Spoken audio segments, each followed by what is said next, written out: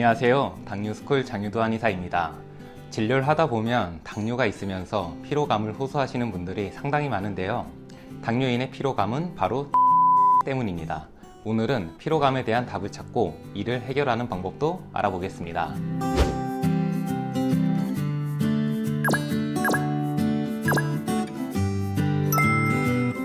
첫째, 당뇨인의 피로감 바로 인슐린 저항성 때문입니다. 당뇨가 있으면 세포 안으로 영양 공급이 제대로 되지 않습니다. 우리 몸에 음식물이 들어오면 소화기관은 에너지원으로 쓸 수 있는 최소 단위인 단당류로 분해를 합니다. 이 단당류를 몸에서 흡수하기 위해 인슐린이 분비됩니다. 분비된 인슐린은 우리 몸을 구성하고 있는 각종 세포에 당을 받아들이라고 명령을 내리는데요. 명령을 받은 세포는 혈액을 돌아다니고 있는 당을 가져오고 이 당을 영양분으로 삼아 여러 일을 합니다.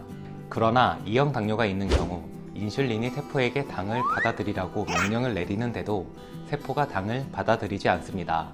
세포의 영양분인 당이 세포 안으로 들어오지 않으니 세포는 당연히 일을 제대로 하지 못할 것이고 우리 몸은 기운 없고 피로감을 느끼는 것이죠.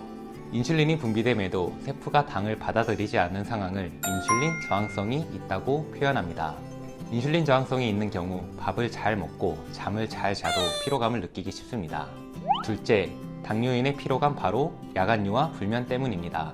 당뇨가 있으면 잠을 깊게 자기 어려운 경우가 많습니다. 아까 말씀드린 세포 안으로 흡수되지 않은 혈액을 돌아다니고 있는 당은 어떻게 될까요? 혈액에 비정상적으로 당이 많아져 농도가 높아졌으니 우리 몸은 어떻게든 농도를 다시 맞추고 싶어 합니다.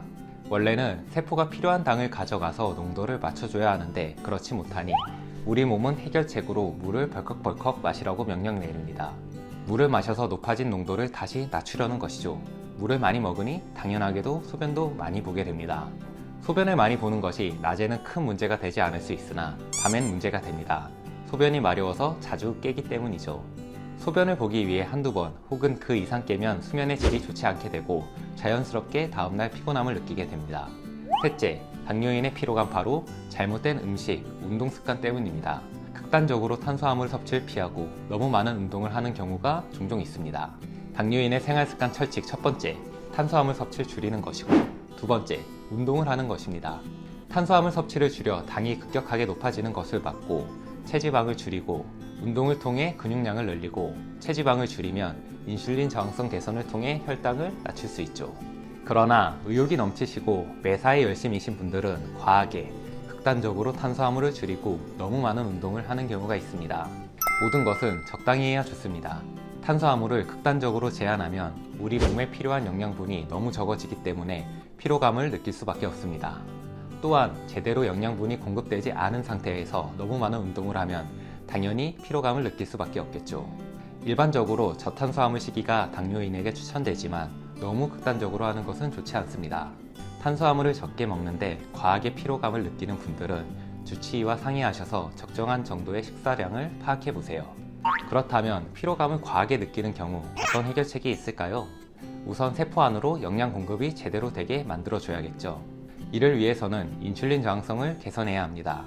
인슐린 저항성을 개선하려면 식단, 운동 등을 기반으로 여러 생활 습관을 신경 써야 합니다. 식단, 운동 등 생활 습관 교정을 했는데도 지속적으로 피로감을 느끼시면 한의학 진료를 통해 인슐린 저항성을 개선하고 피로감을 해소하는 방법이 있으니 1644-5178로 연락주세요. 상담해 드리겠습니다. 다음으로 수면의 질을 개선해야 하는데요. 무엇이 내 수면을 방해하는지 파악해야 합니다. 밤에 전자기기에 많이 노출되는 습관, 자기 직전에 운동하는 습관 등 여러 습관이 수면의 질을 저해할 수 있습니다. 또한 아까 말씀드린 야간류 또한 수면을 방해하죠. 야간류 때문에 잠을 자기 어려우신 분들은 자기 직전에는 수분 섭취를 제한하는 것을 시도해 볼 수 있습니다. 또한 극단적으로 탄수화물을 적게 먹거나 너무 운동을 과하게 하는 것은 피해주세요. 뭐든지 적당한 것이 좋습니다. 내 몸에 좋은 탄수화물을 골라서 적게 먹고 적당히 운동하는 것만으로도 충분합니다. 마지막으로 당뇨스쿨에 매주 3개씩 업로드되는 당뇨스쿨 영상 꼼꼼히 챙겨보기 힘드셨죠? 영상들 요약해서 카톡으로 보내드릴게요. 카카오톡에 당뇨스쿨이라고 검색해서 친구 추가해주세요. 주 3회 업로드되는 영상과 월별 최신 뉴스, 당뇨인을 위한 제품 및 할인 정보 등을 매주 카톡으로 받아보실 수 있습니다. 아래 고정 댓글 확인하시고 지금 바로 카톡 친구 추가하세요. 이번 영상이 도움이 되셨다면 다른 분들께도 공유해주세요. 감사합니다.